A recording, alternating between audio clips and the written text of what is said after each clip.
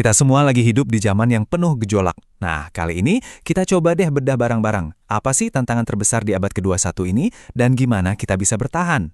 Coba deh, pernah nggak sih Anda ngerasa kayak pijakan kaki goyang terus? Kayak tanah di bawah kita itu nggak stabil. Soal kerjaan, soal siapa diri kita, bahkan soal masa depan, semuanya jadi serba nggak pasti kan? Kalau Anda ngerasa gitu, tenang aja. Anda nggak sendirian kok. Iya, inilah realitas yang kita semua hadapi sekarang. Oke, untuk ngertiin perasaan galau masal ini, kita harus mundur sedikit, lihat gambaran besarnya. Kita tuh sekarang ada di tengah-tengah banyak banget krisis. Kelihatannya sih beda-beda ya, nggak nyambung, tapi ternyata semua itu saling terkait loh.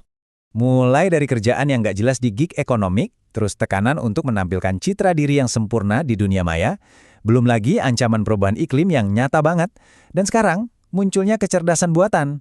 Nah, semua ini kan bikin kita ngerasa tertekan terus-menerus. Tapi, gimana kalau semua ini cuma gejala? Gejala dari satu masalah yang jauh lebih dalam dan lebih besar. Nah, ada satu konsep kunci nih yang bisa jadi benang merah buat nyatuin semua kepingan puzzle ini. Konsepnya adalah pencairan hebat. Jadi, ada seorang sosiolog namanya Zygmunt Bauman. Dia punya teori keren yang menyebut zaman kita ini modernitas cair. Coba bayangin deh, dulu itu struktur sosial kita kayak balok es, kokoh, padat, ada yang namanya pekerjaan seumur hidup, peran di masyarakat itu jelas. Nah, sekarang balok es itu mencair, jadi air, terus ngalir, nggak bisa dipegang, nggak bisa diprediksi. Itulah dunia kita sekarang. Kita lihat perbedaannya ya. Dulu di zaman yang padat, hidup itu lebih bisa ditebak. Satu pekerjaan sampai pensiun misalnya. Sekarang, di zaman cair ini kita kenalnya gig ekonomi, gonta-ganti proyek. Dulu peran sosial itu tetap, sekarang identitas kita jadi cair, fleksibel banget. Institusi kayak keluarga atau negara yang dulu kuat, sekarang ikatannya terasa lebih lemah dan sifatnya sementara. Dan proses pencairan masyarakat ini, dampaknya itu langsung kena ke hal yang paling personal buat kita. Identitas. Cara kita melihat siapa diri kita. Kutipan dari Bauman ini ngena banget, perubahan adalah satu-satunya keabadian dan ketidakpastian adalah satu-satunya kepastian. Ironis ya, ketika yang pasti hanyalah ketidakpastian, ya jelas ini jadi sumber stres psikologis yang luar biasa buat kita semua.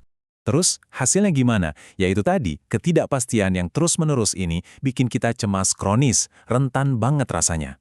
Dan soal identitas, itu bukan lagi sesuatu yang kita terima begitu aja.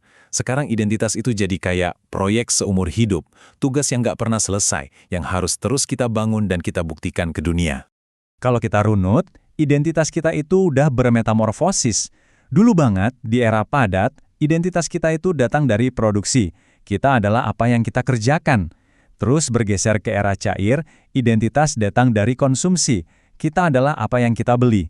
Nah, sekarang di era super cair ini, identitas itu jadi soal performa. Kita adalah apa yang kita posting di media sosial. Sebuah panggung tanpa henti. Di era digital yang super cair ini, bahkan komunitas pun berubah. Bukan lagi komunitas yang solid, tapi lebih kayak kerumunan sesaat yang gampang bubar. Koneksi antara orang jadi sangat rapuh. Kenapa? Karena koneksi itu sekarang didefinisikan sama gampangnya kita keluar. Gampang banget kan buat unfollow, block, atau leave group. Ikatan kita jadi dangkal. Dan ternyata pola pikir cair ini yang serba instan, fokus ke jangka pendek, dan ogah komitmen nggak cuma ngaruh ke hidup pribadi kita. Justru ini jadi bahan bakar buat dua krisis terbesar yang kita hadapi, perubahan iklim dan AI. Coba kita lihat sejarah deh. Ini bukan main-main. Di zaman pra-industri, perubahan iklim yang skalanya kecil aja bisa memicu efek domino yang mengerikan. Mulai dari gagal panen, terus kerusuhan sosial, inflasi, perang, sampai akhirnya migrasi massal dan populasi anjlok. Nah sekarang, coba bayangin apa yang bisa terjadi dengan skala perubahan iklim yang jauh lebih ekstrim seperti saat ini. Dan ini bukan lagi soal masa lalu. Ada angka yang cukup bikin merinding, 393.000. Itulah prediksi jumlah kematian tambahan akibat konflik bersenjata di Afrika pada tahun 2030 nanti yang dipicu oleh pemanasan global. Jadi jelas ya, krisis iklim itu secara langsung memicu pertumpahan darah. Kalau krisis iklim itu ibaratnya mencairkan lingkungan fisik kita, maka AI, nah ini level selanjutnya. AI berpotensi mencairkan esensi kemanusiaan kita. Kemampuan kita untuk berpikir, untuk bertindak, bahkan relevansi kita sebagai manusia, semuanya terancam larut. Ancamannya datang dari berbagai sisi. Dari sisi ekonomi, otomatisasi massal bisa menciptakan kelas yang tak berguna, orang-orang yang nggak lagi punya peran ekonomi. Dari sisi sosial, makin sedikit interaksi tatap muka, empati kita makin terkikis. Otonomi kita, wah itu juga terancam oleh algoritma yang bisa memanipulasi pilihan kita tanpa kita sadar. Dan yang paling bikin cemas, ada resiko nyata, AI bisa mendesain ulang dirinya sendiri, lepas dari kendali manusia. Oke, setelah dengar semua ini, gampang banget ya buat jadi pesimis atau bahkan putus asa. Tapi tunggu dulu, justru disinilah poinnya. Ada harapan, ada cara untuk merespon semua ini.